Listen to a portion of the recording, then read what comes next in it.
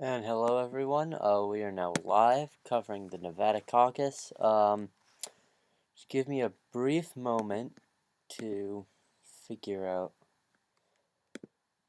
how to get everything running, and then we will take a look at what is going on.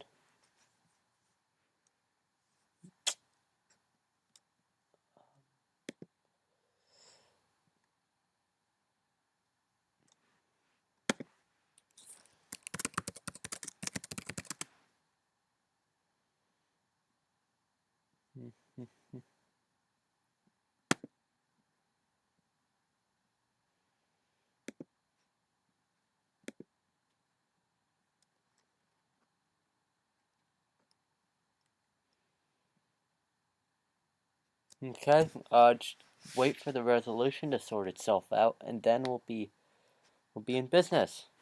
So today, the Nevada caucus, we've gotten some news updates from CNN, as well as results from Politico. So that's going to be certainly what we're going to make do with what we have. I ran out of my free articles on the New York Times, so that's not going to work, unfortunately.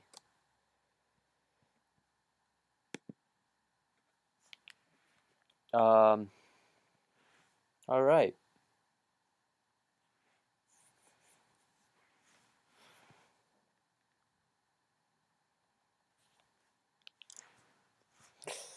All right, let's do this. So, just going to make sure everything here is right. Yep. All right. I have to gather some equipment, and then we will do sort of the rundown for what we have the caucus doing so far. So we'll be right back, and then we'll start our coverage.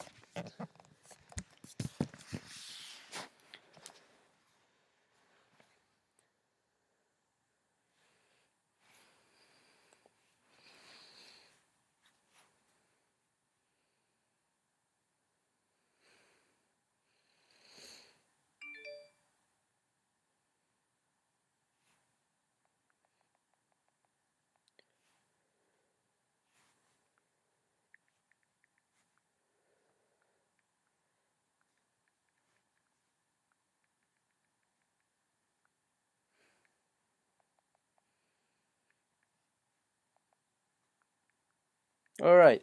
So we're now ready, and we're gonna begin taking a look at Super Tuesday before we start reporting results. And so Super Tuesday is what we're gonna be covering after actually not this, but South Carolina. Um, and the big question there is going to be really who can get out the most delegates. A lot of states with huge delegate yields will be on Super Tuesday. For example, Texas, California, North Carolina. And also, it will be important for certain candidates if they can win any states in Super Tuesday. Then that's going to be a pretty big deal for them. Like, for example, if Amy Klobuchar wins Minnesota, it could help keep her in the race. While if she doesn't, I think she'll most likely drop out during Super Tuesday. Uh, or for example, Tom Steyer. Yes, I don't think he'd drop out after losing California, but I think he'd have to at least do well in California because again, if he gets 15% there, that's a lot of delegates that he can pick up, especially if not a lot of other candidates get that amount of delegates. Especially for someone like Tom Steyer, who's only polling relevantly in 2 states right now. Even a minor victory like that in a bigger state, it would be huge for him. And so, as you can see, we have our race ratings here.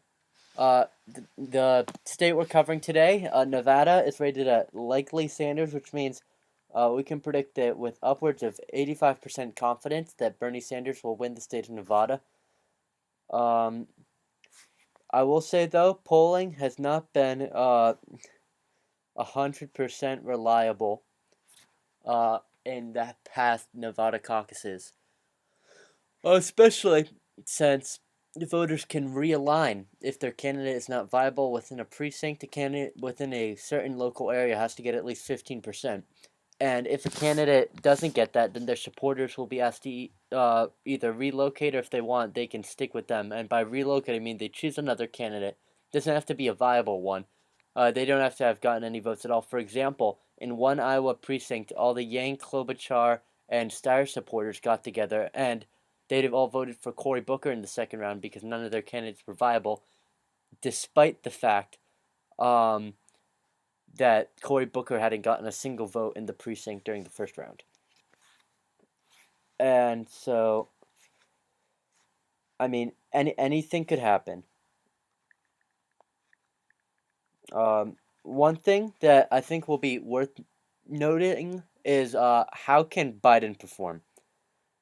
Uh, because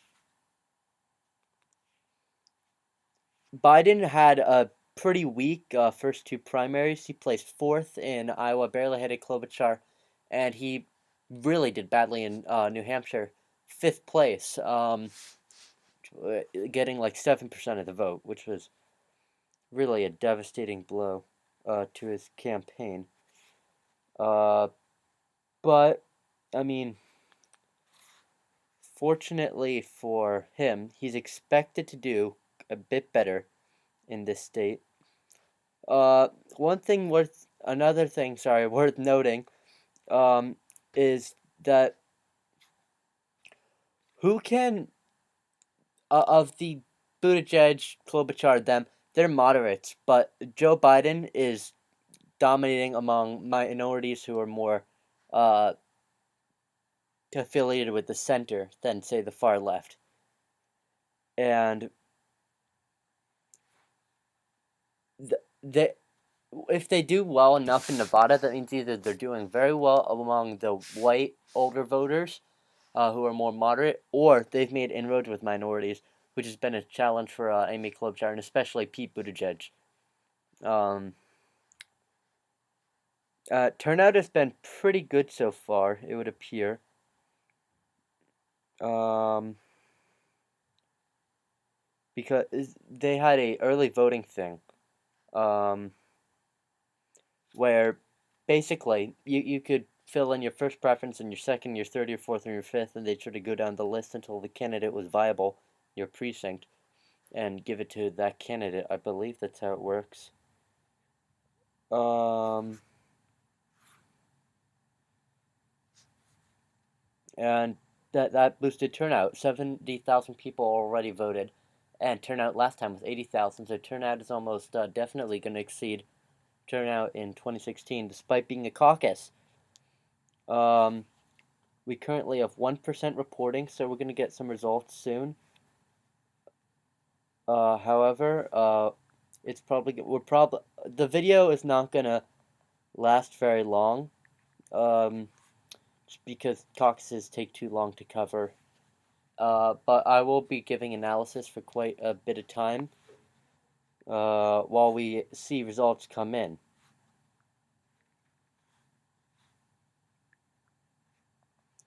And so Steyer, another big question for Tom Steyer is whether he can come back from some pretty bad defeats in New Hampshire and Iowa. And if he can, then that will be sort of a collective sigh of relief for his campaign. However, if he cannot, then he's going to have some problems, I guess, keeping his campaign carrying forward.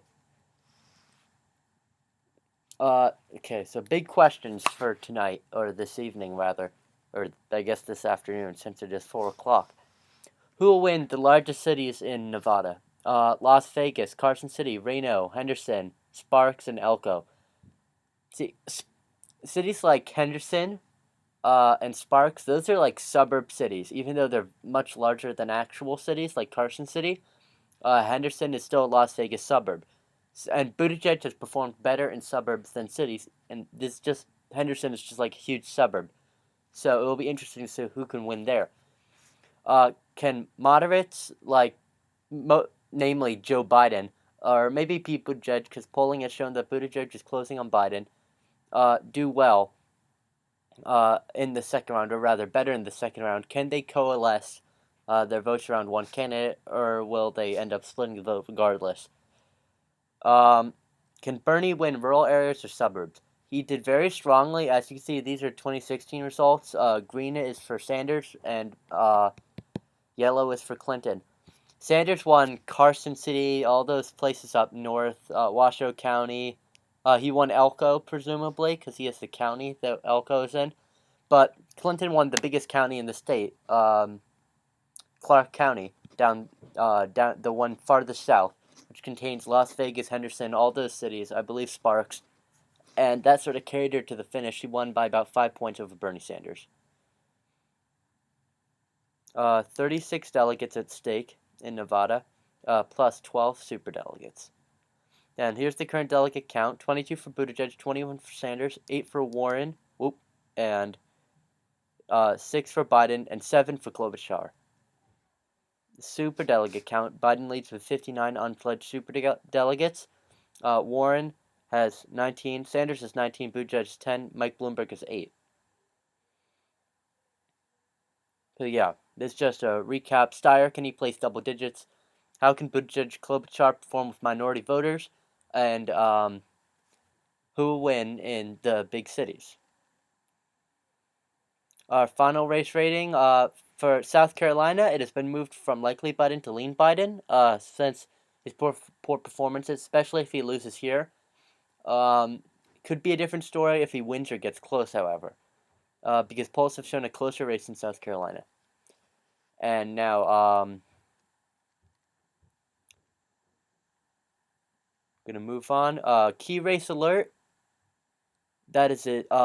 Nevada caucus is too close to call. Round 1. 1% reporting. Sanders leads, followed by Biden, then Steyer, and then Buttigieg. We're going to have some state delegate equivalents for you just in a moment. We're going to take a look, however, at this.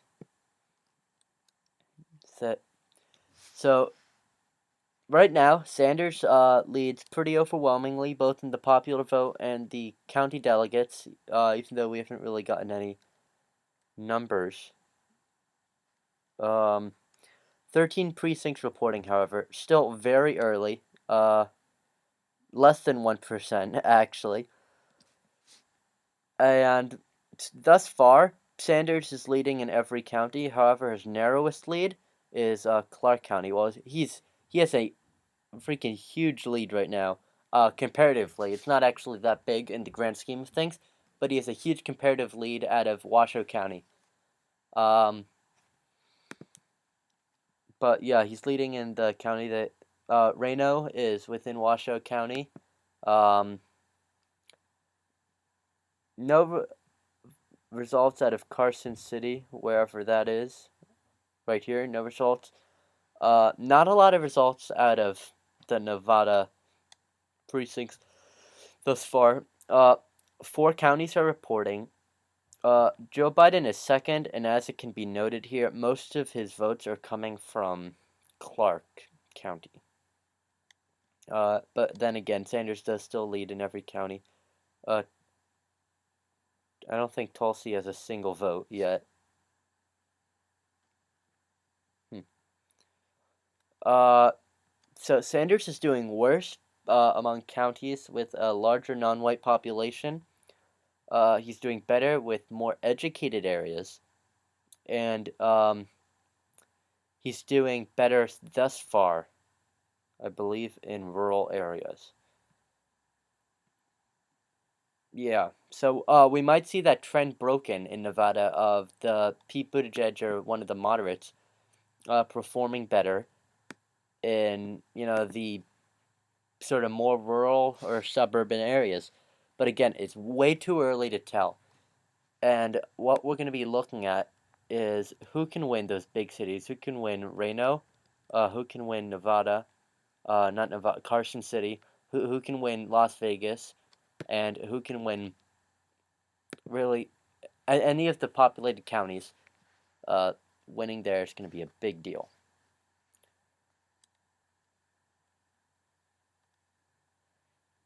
And so Sanders just surged to a substantial lead in Clark County, about 13 points.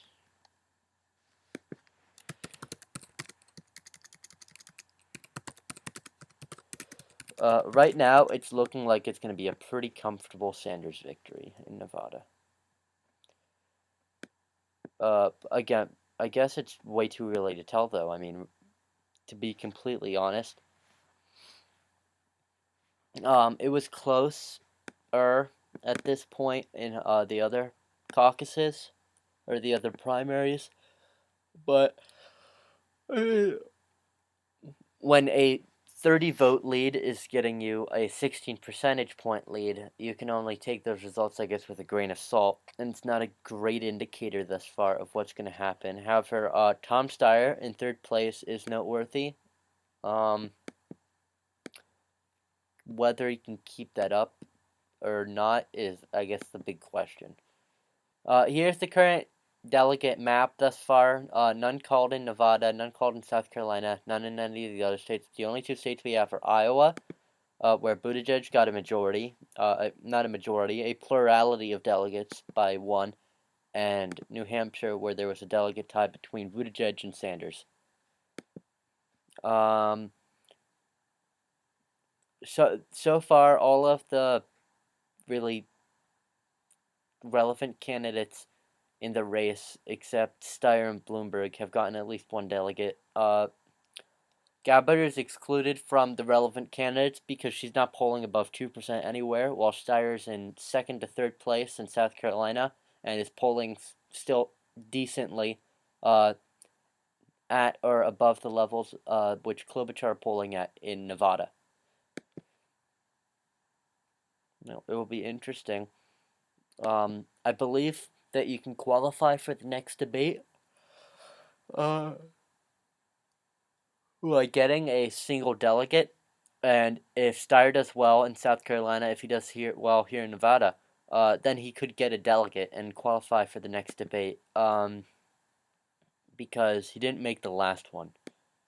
But that could change. Andrew Yang came back, but then again, Andrew Yang, after coming back to the debate, went on to get like 2% in New Hampshire, and so we might have to change this rating at some point. To something else. But again, compared to these results, Sanders is leading in the counties he won, and he's leading also in Clinton County right now. Or Clinton Country, I should say. Like Clark County, the county down here, that is Clinton County. That is a county that Clinton won, I believe, by double digits in the 2016 primary. So it really shows how sort of fluid voting blocks can be. Everyone divides it by the centrists and the progressives. Well, in reality, most people just like vote whoever can give a passionate speech or something, and that's why good debate performances matter so much. Is because a lot of people who are less politically informed care less about policy and less about substance, and more about what you can sort of say and what you can sort of get out. Which I guess is part of the reason why Biden has slowly been going down and down in polls. Um, after debate. Before the first debate, he was at like 41%. Um, Now he is in the not high single digits, but between like 70% and 22% usually in national polling. So he's fallen like 20 points, um, just because of that factor. And so Sanders has a pretty substantial lead still. Um, Nevada, the Republicans are not having a caucus. Um, I guess they voted to cancel it. Which sort of makes sense on their part, because I mean, sure, Bill Weld is annoyed by it and everything, but he'd get absolutely destroyed here. I mean, there's no point on wasting resources on a caucus like that when you know that the president's going to win with like 97% of the vote or something crazy like that. I mean, look in Iowa. Bill Weld only got 1% of the vote, 1.3%. He was like the runner-up, um, and it was just a waste of their time. Also, somehow he managed to get a single delegate, and I guess they don't want that happening uh, again anywhere. So, I mean, I suppose that could also be the reason why they're canceling it, is to avoid even like token opposition they don't want. Um, it will be interesting to see whether Bill Weld can score any victories or get close in some of the primaries on Super Tuesday, like for example Maine or Vermont is the one we're really looking at, because the sitting governor of Vermont, Phil Scott, endorsed Bill Weld for president. He's a Republican, by the way. And so whether the governor's endorsement can make a difference, um, that and so when Obama was running for re-election in 2012, he had to get through the primary right first, and so he actually a lot of not so well known candidates were able to get close to him in some more conservative say states, Arkansas, Oklahoma, and it is possible that Bill Weld will be able to do the same thing with more liberal states, like, say, Vermont, or maybe even Maine, Massachusetts. Maybe he'll be able to get closer, actually pick up some delegates, if he's able to stay in the race until that point. Actually, no, Massachusetts is also a Super Tuesday state. Uh, Worth mentioning, if Warren does well enough in Nevada and well enough in South Carolina, she'll stay in the race. And it will be interesting to see whether she can win her home state of Massachusetts. If she doesn't, I can also see her dropping out, because there's really no point in her carrying on. If she can't even win her own state, it's just not going to be worth her time at that point. Washoe County's looking really bad for Biden. I suppose Hillary didn't do too well here either, but wow.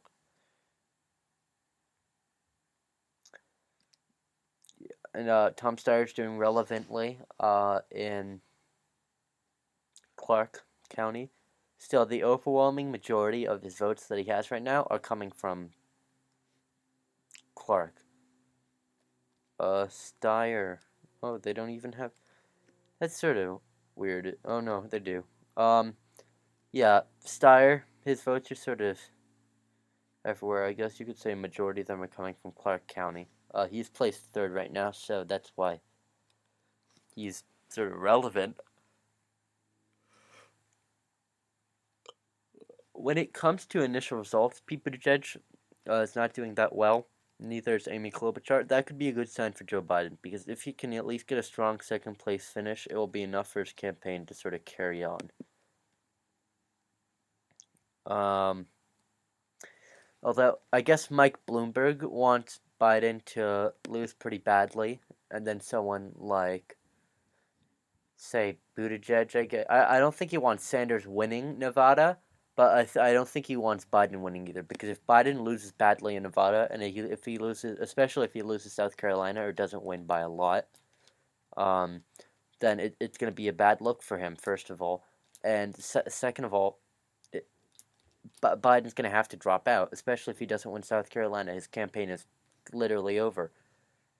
And I'm, people always used to compare Joe Biden to Jeb Bush. They always say, "Oh, he's going to drop. Oh, Joe Biden's going to drop in polls." He didn't until people stopped saying that. Stopped comparing him to Jeb Bush. Um, and what happened with Jeb Bush? He was the establishment favorite. Basically, a lot of people thought that he was going to be the nominee. Because he was just going to be the next Bush, right? But what happened is he had weak performances in the first few states, similar to Biden. Although I don't know if he did quite as awfully in New Hampshire. Um, and Jeb Bush was betting on South Carolina to sort of revive his campaign. Give it a bit of energy. Who does that sound like to you? Because that is almost like copy and pasted Joe Biden's strategy. Joe Biden wants, if he does well in South Carolina, basically his idea is that his campaign has a future, he can keep running. And so, whether if he does like Jeb Bush does and does poorly in South Carolina, then just like Jeb Bush, he will drop out, and he'll sort of, maybe people in a few years will be saying, "Oh, that candidate's going to be the Joe Biden of the primary," but who knows? It's really too early to tell. Um, One thing Jeb Bush had, Joe Biden had that Jeb Bush never did, was that Jeb Bush was never, well, he was leading at one point, but very early. Up until Iowa, Trump was leading in most national polls, I believe. Either Trump or Rubio. It was most definitely not Jeb Bush. Um, and what, I guess, that doesn't mean that Biden still can't be a sort of Jeb Bush-esque figure, in this primary season, but, it's sort of, it's something you should keep in mind. And so, um, yeah, no delegates reporting. Um,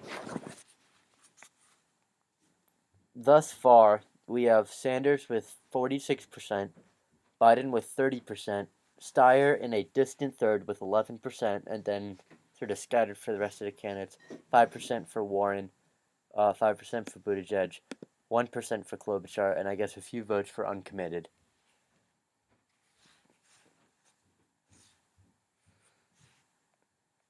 And so we're going to take a look shortly at what results we have. Would like to say results are coming in faster than I expected, although not as fast as I would like.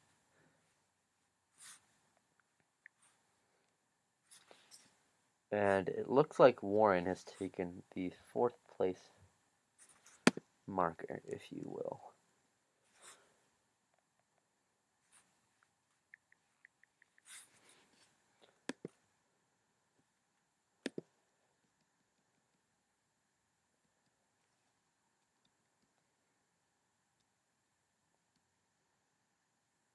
All right. So thus far, what do we have?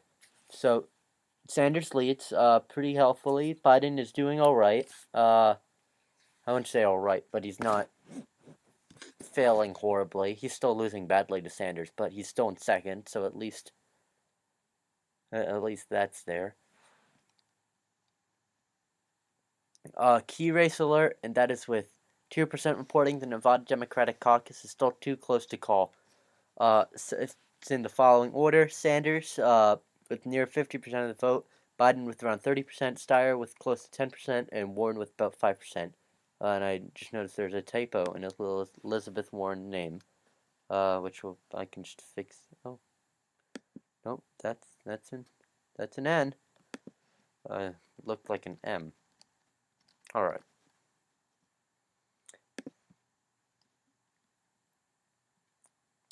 Um. Hmm. Okay. Yeah. So Washoe County is holding up Bernie Sanders' lead right now. Um. Once that county is. Oh no, Lyon County actually has the most votes reporting. It is close to 10% reporting. And Sanders has a pretty decent lead here. However, Steyer is actually the one in second place in this county. Again, very early on. Whether he can maintain that or not is really to be seen. And we're gonna pull something else up.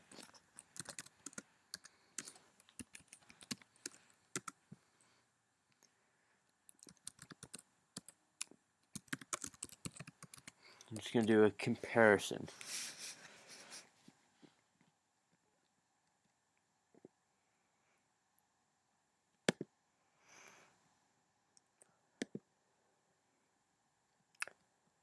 Here it is.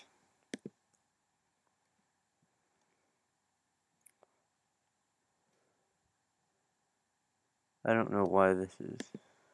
Yeah. Okay, there we are. So Clinton won by about 5 points in Nevada back in 2016. Uh,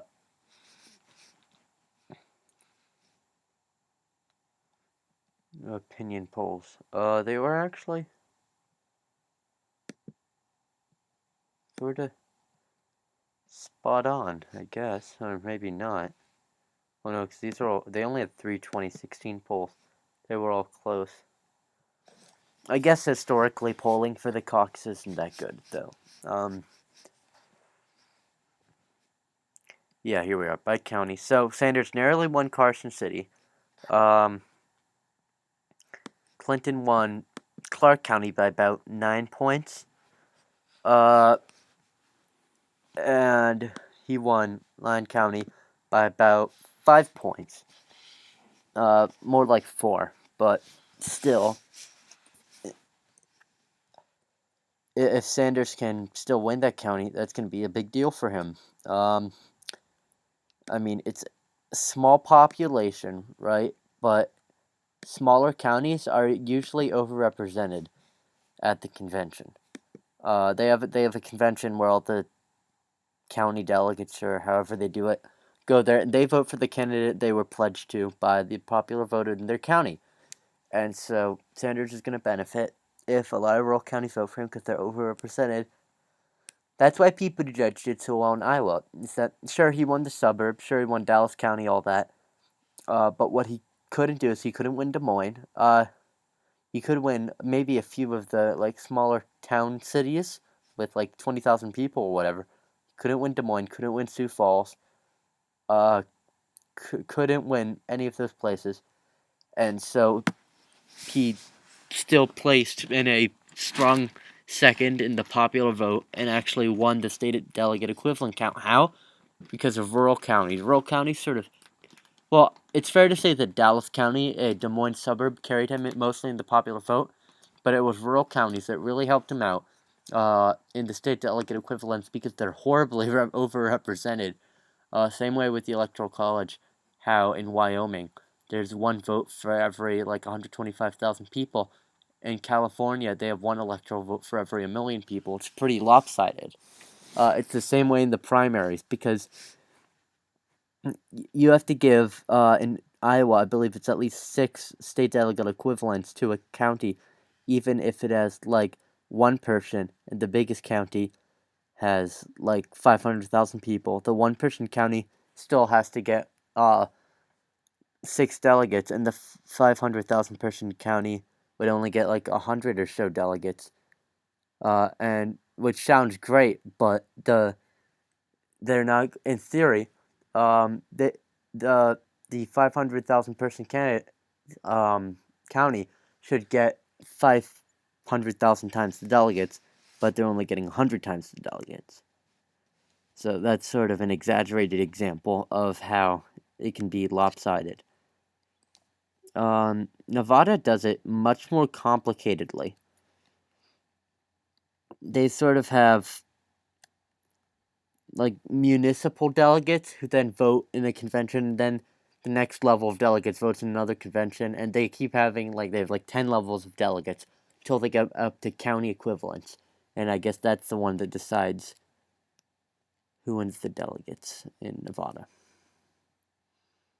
All right, so we will be right back. We have to get some more stuff for the live stream, and we'll be right back.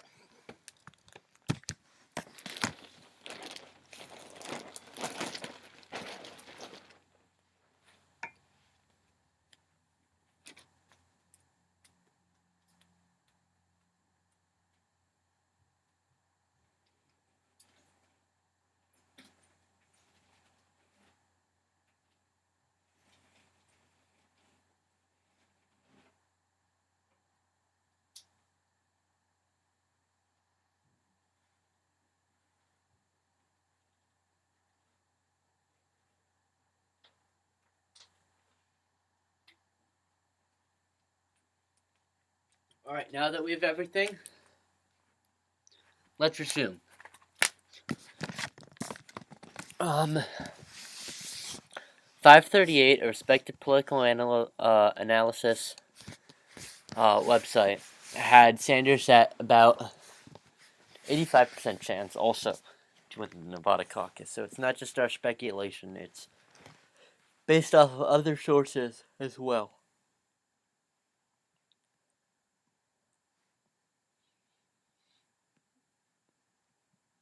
Again, Sanders is not performing as well in the counties with larger non-white populations, it would appear.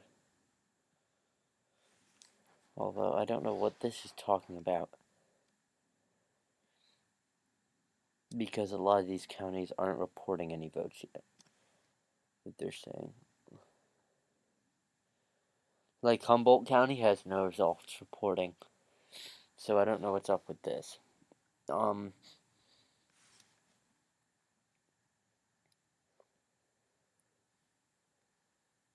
Yeah, Sanders is leading pretty overwhelmingly right now. I can't see any journalist updates, I guess, but we're gonna see if we can try and get those, because you get sort of tidbits of information. Can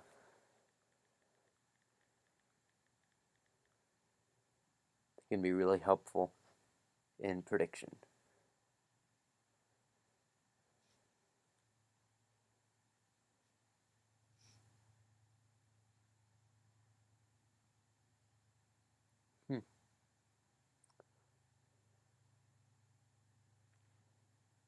They don't have by precinct results, interestingly enough.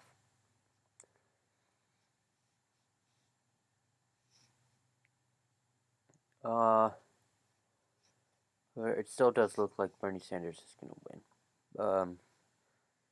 Like really looks like Bernie Sanders is gonna win.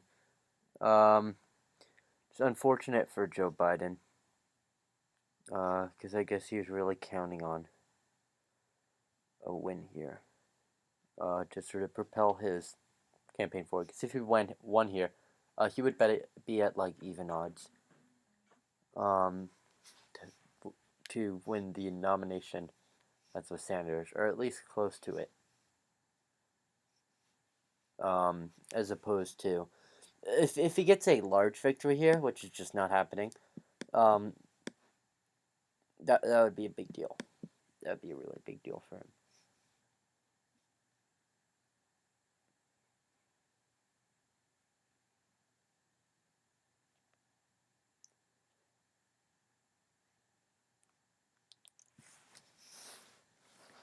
So currently, Sanders has about 51% of the vote. He's leading in early returns.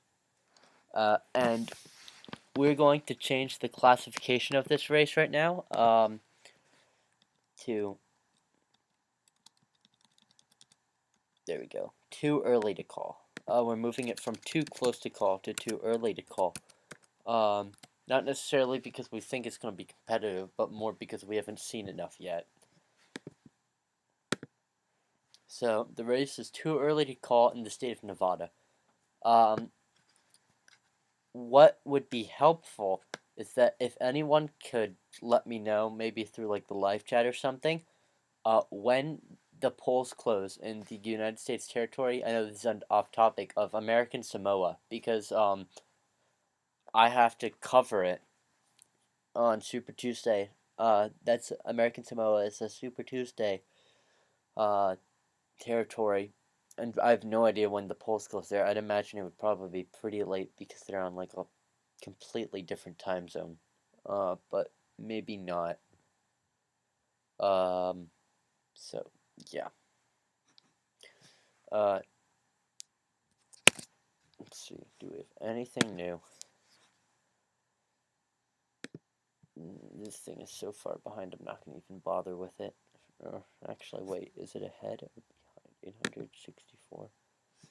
Oh yeah, okay. No, that is way behind. Wow.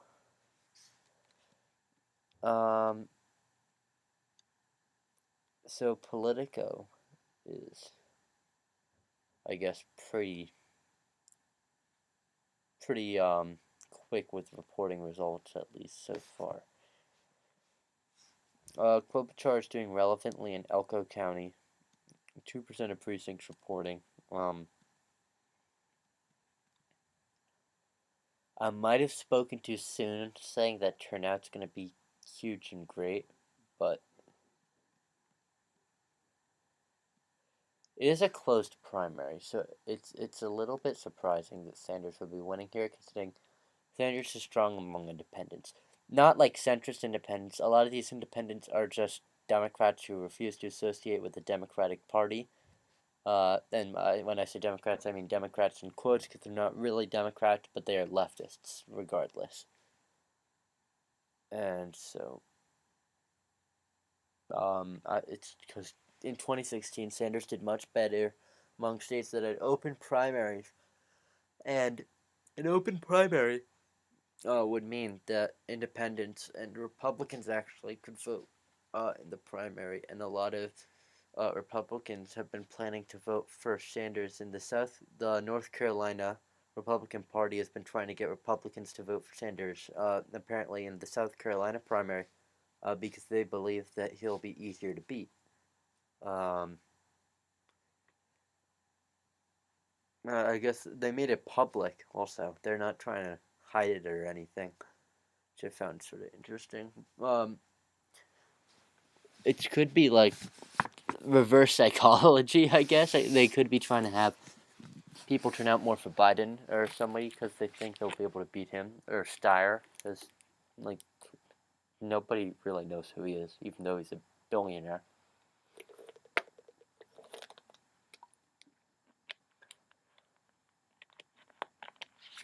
But I guess South Carolina knows who Tom Steyer is because he's polling quite well there. We're going to take a look at some recent polls while we wait for results to start trickling in. Hopefully they will pick up the pace like they did in New Hampshire as the time sort of progresses. As you can see, Sanders has been racking up some overwhelming leads in primary polls. In the state of Nevada, Biden still leads in South Carolina. Klobuchar, believe it or not, leads in Minnesota.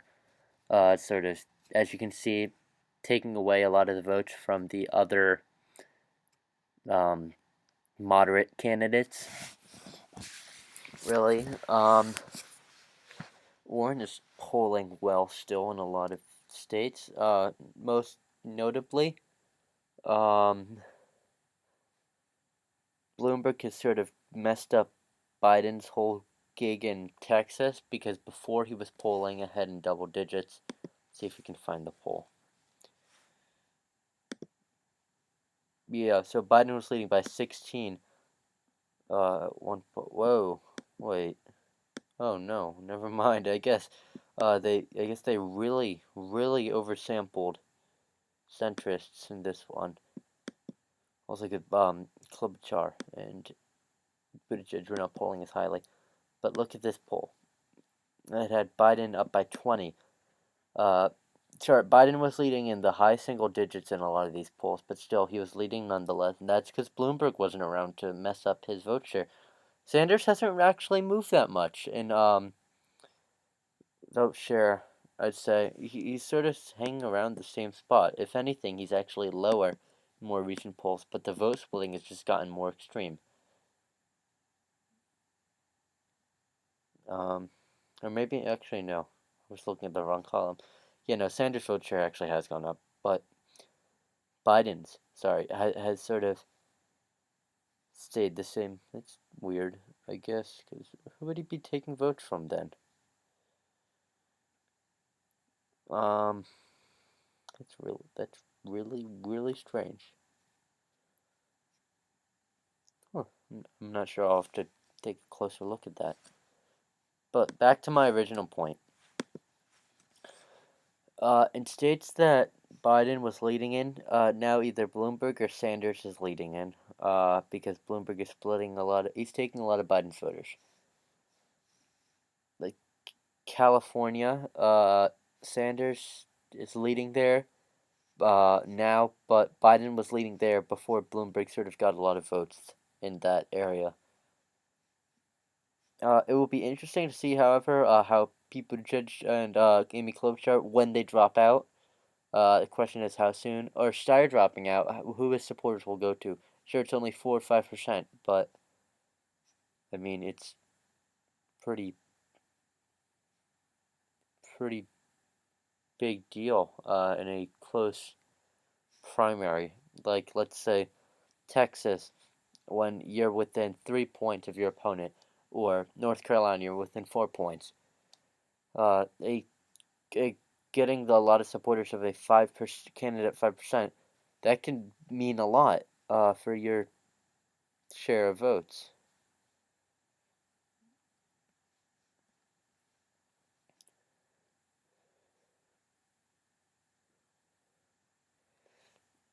It is notable that the only two candidates who lead in Florida are Biden and Bloomberg. Every other Democrat loses to Trump. And part of the reason I guess Klobuchar and Buttigieg are doing so poorly is that nobody really knows who they are. Sanders and Warren, you could not say the same. Their name recognition is quite high. Although Buttigieg has improved. He went from like a third of people knowing about him in the Democratic Party to I think around 70% now. And speak of the devil, all his campaign ads are posted around the site. Interesting. But as you can see here, Steyer is polling pretty well. South Carolina, he's at 20% in this poll. Although Change Research is really oversamples younger people. So that could have something to do with it. That's why Sanders is tied with Biden. Or take Oklahoma. That's a Super Tuesday state. Bloomberg's leading there now.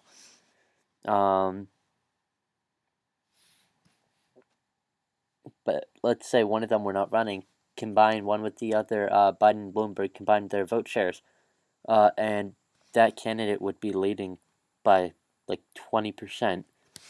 But Bloomberg is really cutting off a lot of other candidate support.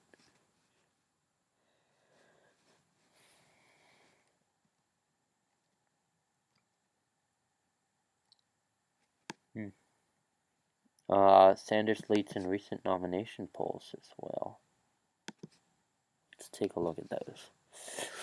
National polls. it sort of ranges with in like that ABC News poll. Sanders leading by 16. That is definitely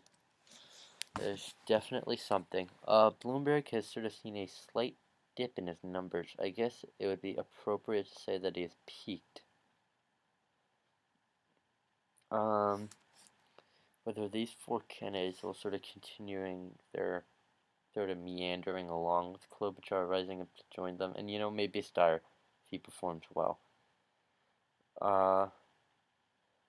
Worth noticing though, after Iowa, a poor performance in Iowa meant Yang saw a nosedive in polling. He went from 4% to around 2%. Steyer, however, has seen a brief jump from, it's like, mind you, a 0.5 percentage point jump, but it's still a jump nonetheless. Pete Buttigieg is back at 10% for the first time since December. Harris has dropped out. It's interesting because at one point she was actually pulling ahead. Then sort of Sanders and Warren sort of jockeyed with each other while Biden did his weird up and down thing. As Buttigieg started to rise, Harris really started to slip. O'Rourke was really struggling. She actually briefly passed Biden in the average, and then went back on down. Eventually, Sanders passed her, and we hadn't seen until now where Sanders sort of skyrocketed in national polls from around 22% up to 28%. Biden really fell off from 27% to now 17%. That's a 10-point dip. Bloomberg went from 8% to now 15%, so a 7 percentage point gain, while Buttigieg has gone from 6% to 10%, which is a 4% gain. Warren has actually lost even more ground from 14% to 12%, 3% slide. Klobuchar went from 4% to 6, almost 7%, let's say, so that's about a 3-point gain. And you can just see it here. I mean, early on, Biden led. His lead sort of varied. Then he surged at this point. There's one point he was leading by 26 points. Then it sort of went 16, 12, 10, 9, 8. And although there were huge variations, you can sort of see his numbers slowly start to decrease. 6, 3, less than a point, and then Sanders took the lead. First it was narrow, but now it's getting bigger and bigger. Now he leads by double digits in national polls. And you will come to find that the moderates could be doing better if they had coalesced around one candidate. For example, Biden and Bloomberg, their share of votes would be about 32%. With Buttigieg, it would be 42%, and with Klobuchar, it would be close to 50%. Warren and Sanders altogether have about 40%. And so, let's say 41%. So that would be a 9-point lead for the moderate. If you had Gabbard, then it's about a 7-point lead. If you had Steyer to the progressives, then it's a 5-point lead, but it's still a lead nonetheless. And I guess Biden was really favored to get a delegate majority until Iowa, and then that's when you sort of saw this nosedive in polling numbers. But anyway, we're going back to Nevada, and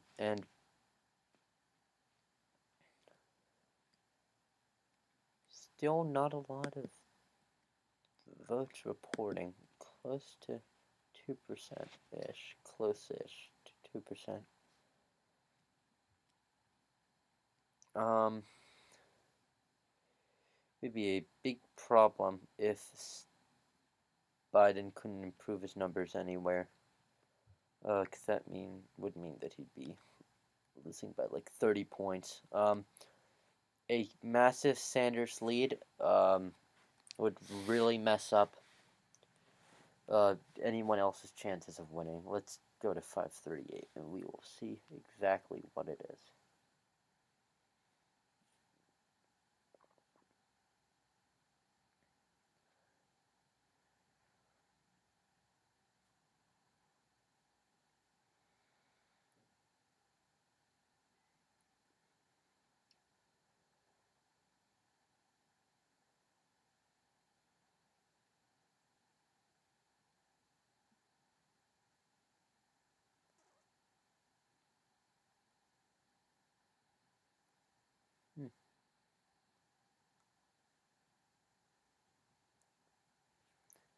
I'm still trying to find the... Okay, there's 26 scenarios. So if Sanders has a large win, his chances at winning a majority would be about 46%. Which means it would either be him or it would be a contested convention if he couldn't get enough votes. However, he would still probably be the nominee, because Warren would probably give all her delegates to him. Because I think you can do that in the second round of voting at the DNC, the Democratic National Convention.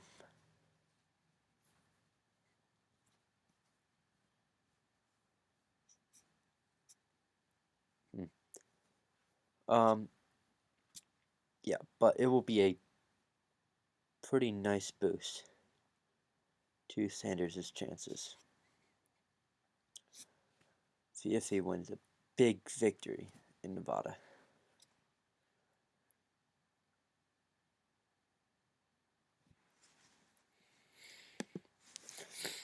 Still, I'd say too early. Is this not updating? Oh, there we go.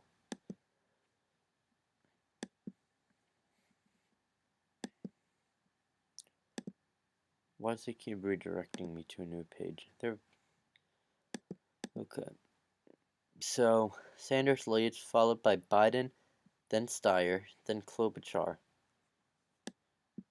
Looks like that Bernie Sanders is going to get a delegate majority.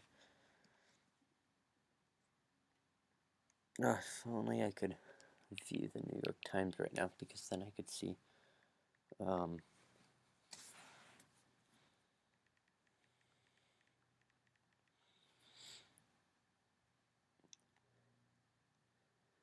Yeah, they haven't called it or anything yet.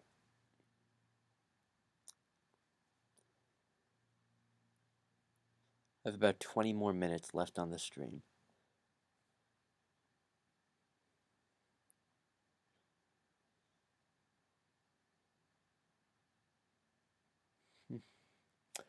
Results have really not been coming in fast thus far.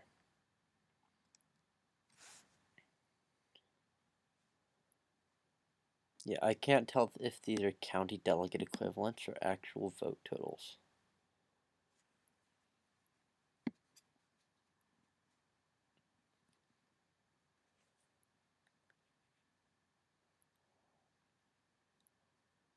I'd assume they're vote totals, not county delegate equivalents, because that would be sort of weird. If there were so many county delegate equivalents, because there would have to be like 100,000. That would not happen in a state the size of Nevada.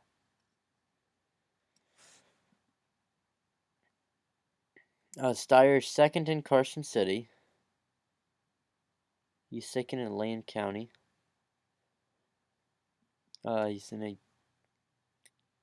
actually not close at all, third, behind Biden in Clark County. Bernie Sanders leads pretty overwhelmingly in Clark County.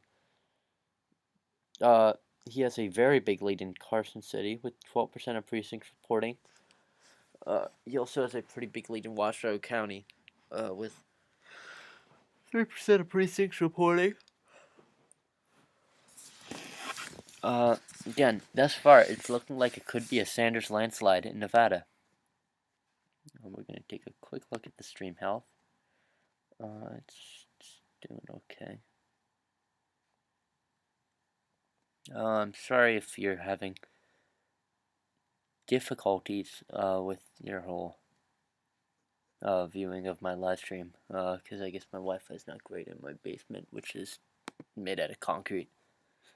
Signal probably doesn't carry very well, but that's fine. Sanders has about a 29% lead over Biden. Biden is leading Steyer by about 13 points. Steyer leads Warren by about 4. Warren leads by about 2.1 0.21 percentage points, while Buttigieg leads Klobuchar by about 5 percentage points. She only has 6 votes so far.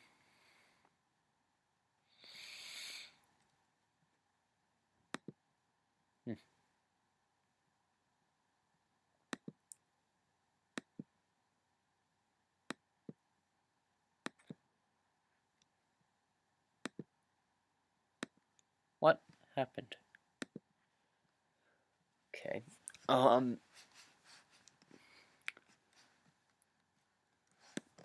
mean, results are really taking forever to come in. We only have 2% in, and it's been 30 minutes since votes were supposed to start reporting, which is not great, I have to say.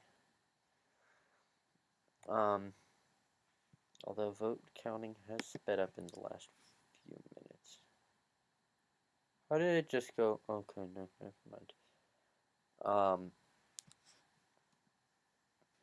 We might have a projection soon. Maybe not, though. It's really very early to call a race.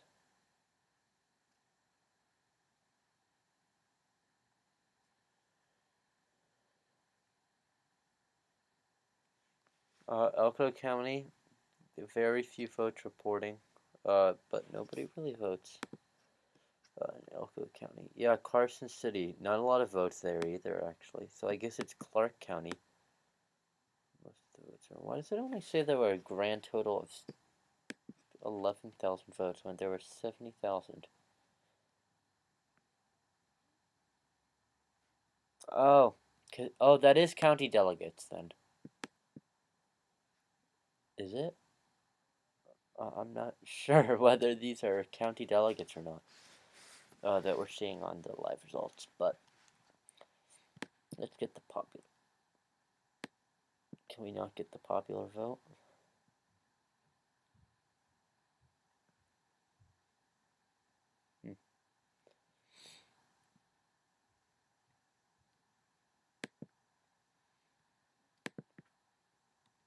Alright, so we're going to sign off now, because nothing's really happening. We will have analysis of the Nevada results during our South Carolina primary coverage video. We can never get OBS back, and then we will end the live stream.